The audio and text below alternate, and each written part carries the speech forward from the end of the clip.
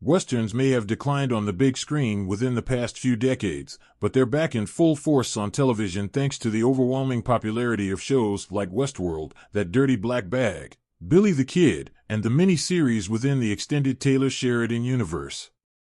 Although there have been many attempts at taking a dark and gritty approach to the genre, American Primeval has proven to be a fascinating history lesson about one of the most underdiscussed tragedies in American history.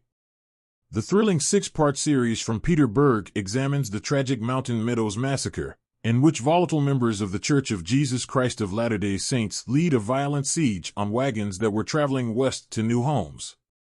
American Primeval's debut on Netflix meant that it got significantly more exposure than it would have received on any other streaming platform, but it was frustratingly released with barely any marketing.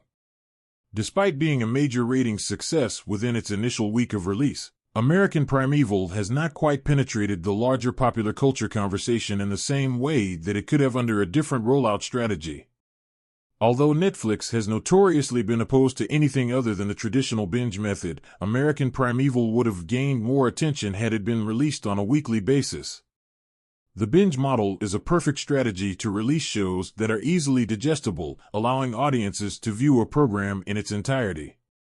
Binging a show like A Man on the Inside makes sense because it is so lighthearted and humorous, but American Primeval is a very disturbing show that viewers may have struggled to finish quickly. The series' dark subject material meant that it was always going to be violent, but some scenes go above and beyond with the level of gore that is featured. The first episode includes an immersive raid sequence in which Mormons disguised as Native American warriors attack a group of settlers and brutally execute many of them. Although a weekly release may have given viewers time to adjust to the show's style, they may not have been inclined to complete the series if the initial episode had proven too overwhelming. American Primeval is also a very complex show with many characters, which may make it difficult for audiences to keep track of everyone that they are supposed to be paying attention to. While the story primarily focuses on the settler Sarah Holloway, Betty Gilpin, as she seeks assistance from the mountain man Isaac Reed, Taylor Kitsch, while transporting her son Devin, Preston Mota, to their new home, their paths end up intersecting with the young indigenous woman Two Moons, Shani Poirier, who is fleeing from the attack on her village. There's also time dedicated to the political intrigue between the villainous LDS President Brigham Young, Kim Coates, and the Fort Bridger Training Post founder Jim Bridger, Shea Wiggum, as well as a storyline centered on the Mormon Jacob Pratt, Dane DeHaan, trying to achieve revenge after he assumes that his new wife Abish, Sora Lightfoot Leon, has been killed. Viewers of shows like Severance or House of the Dragon benefited from having time each week to remember where each character stood in relation to one another, but that opportunity has not been afforded to audiences watching American Primeval. American Primeval does not rely on many plot twists and revelations in the same way that successful Netflix shows like The Diplomat and Squid Game do, so there is less incentive for viewers to complete viewing the entire series if it is made entirely available to them at once.